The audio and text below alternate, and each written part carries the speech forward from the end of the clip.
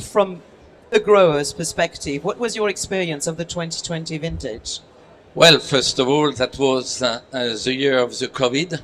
That was, but besides that, it was a hot vintage. We had, well, first of all, we had a mild winter and a rainy winter. Usually when they are mild, they are rainy. And after that, the bud break happened beginning of April, which is about a week earlier than the normal vintage. And then we had flowering time at the end of May, which is 2 weeks earlier than.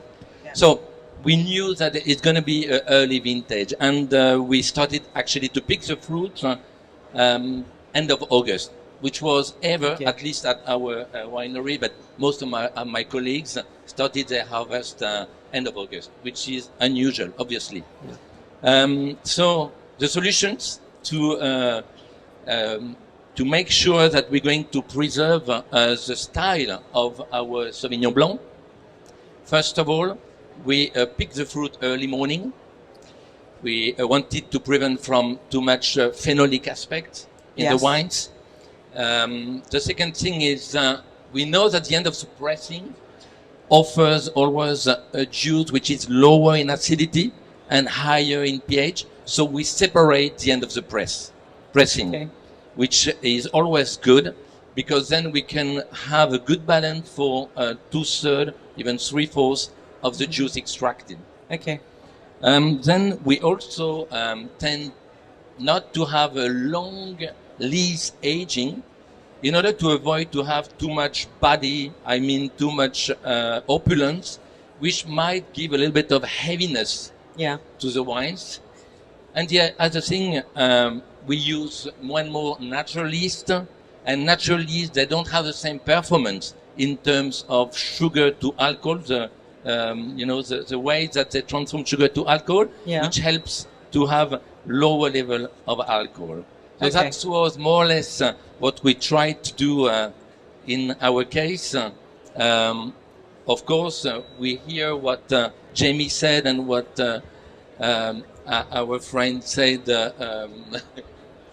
for the plants, but immediately what we have to do is definitely to interfere on the fruits. Okay. But it worked, which is the most important thing. Yeah, exactly. Yeah, it helps. François, you described to us the measures that were taken in 2020 to make sure that Pouilly-Fumé retained its freshness. Would that be exactly the same measure in Coteaux du Giennois, or does the difference in terroir makes a difference in terms of protective measure? No, the measures are the same. It depends not on Coteaux du Giennois or Pouilly or Sancerre, but it depends on each block. We have to adapt each block with its particularity to have this purpose, to keep this freshness in the wines. Okay, so you would have different picking dates for the different blocks. Different picking dates, different way of managing the canopy, different way we use the different tools differently, dependently to the terroir. Okay. The BVC has recently implemented a new environmental charter for Centre Loire wines. This was a huge body of work, and obviously something which is very important for the future. I've often heard that the benefits of an ecological investment doesn't just affect your carbon footprint, but it also affects the taste of the wine. It actually ends up in better wines often. So would you emphasize with that description? Yes, absolutely. First of all, it's been a big job that we have been doing with all the producers of the Centre Loire to create this charter, and it's a collective initiative. And I think it's unique in France, I believe, to create such a charter. So this charter is based on the environmental value, the high value environmental.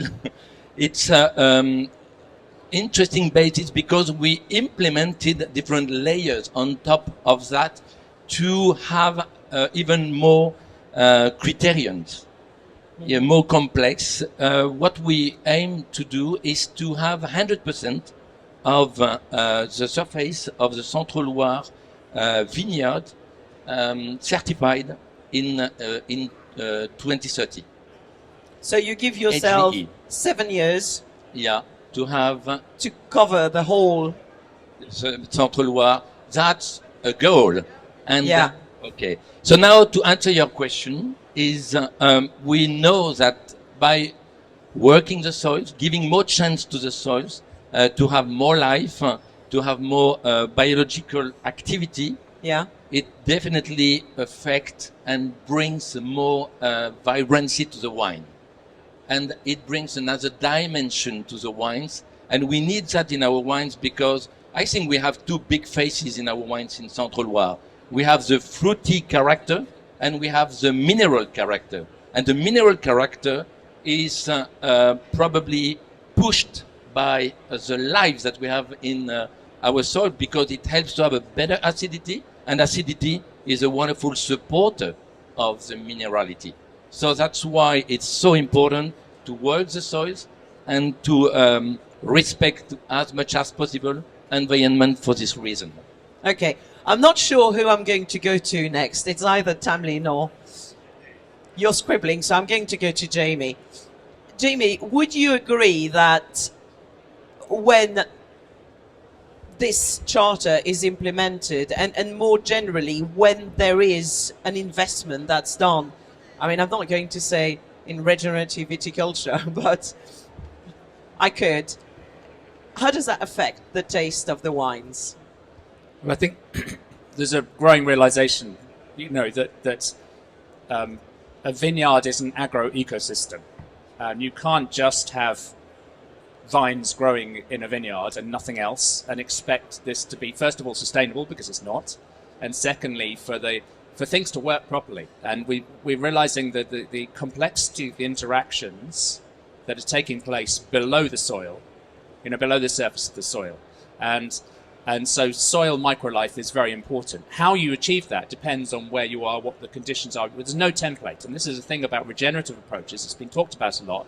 But my worry is that people will do what they did with biodynamics and come up with a recipe and a set of rules that you have to follow. And the thing is with vineyards is that, the best way to run a vineyard depends on where you are, what your climate conditions are like. And the best way to run a vineyard in the Mediterranean area is very different from, say, the Centre Loire or the UK or any, every place has its own challenges and its own climatic influences that mean that really what you've got to look at is the results rather than the process. And the results are we need more life in the soils, more soil microlife, higher, once you start having higher soil organic material, for instance, your water holding capacity of the soils is improved. When you have things growing in the soil, you have more soil organic material. When you have things growing in the soil, you have better infiltration ability when it does actually rain. You don't get erosion and runoff.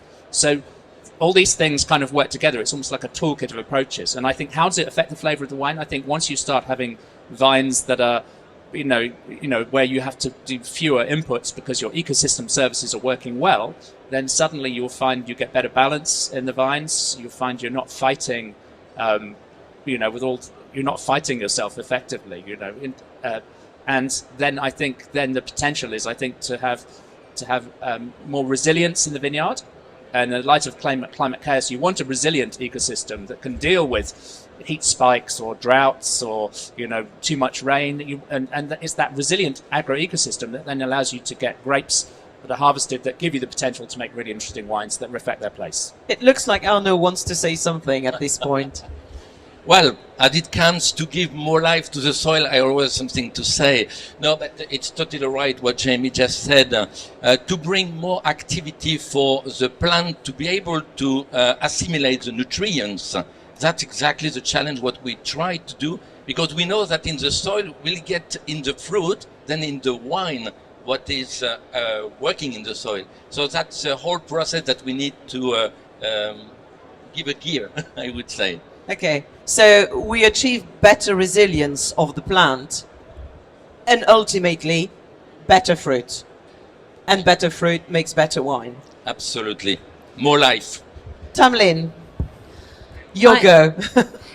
I mean, it's difficult to say much more than Jamie and Arno. I couldn't agree more that it all comes back down to the soil when we're talking about sustainability and sustaining freshness. Francois said that the most important thing in the Loire was terroir, and you can't change terroir, but you can care for it. You can protect it, and that is protecting your soil. So we've almost got to take, from a sustainability point of view, both, you know, for the planet, but also to sustain and maintain these particular identities and terroirs, we have to farm our soils.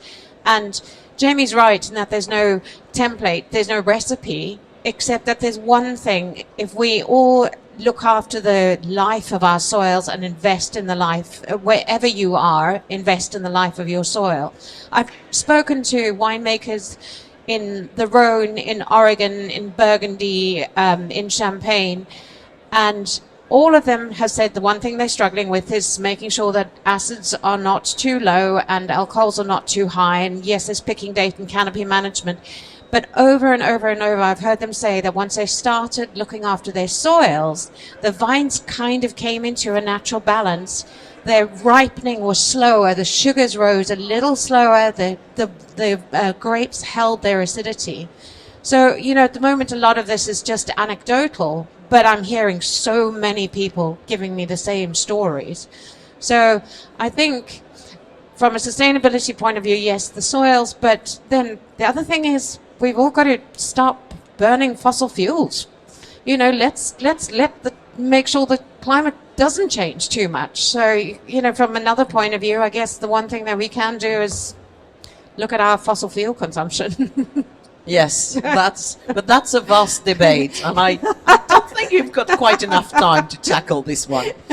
François, from your point of view, I mean, you're at the forefront of the implementation of this charter. I'm sure you've been very instrumental in putting it together as well. So what is your experience, and do you have examples of what Tamlin describes of a vineyard which you've seen changing, evolving, and the wine changing as a result? Of course, I saw a lot of vineyards changing like that by a better preservation of the soil. And what everyone said for me is very important. When we spoke about minerality, for me, minerality is like when you take directly a stone in your mouth and you feel something special. When you have a lot of life in your soil, microorganisms are able to keep some nutrients that the vine can't directly take. When they die, they give it to the vine, and the vine can assimilate them. So you can feel the soil, you can feel the stones of the soil directly in the wines because of the life of the soil. So it's very important, and we observe it each time when grower decide to change his way of working. And when a wine grower decides to change his way of working, how long does it take before you can see the benefit? Because that's another thing. You know, it's all very well to talk about change, but if it's going to take 10 years, 20 years, it can be quite discouraging for some people. It's very progressive. The first and second year, we observe things. And each year it's better and better. And after 10 years, we see the improvement go on. And the improvement is then stable. Yeah.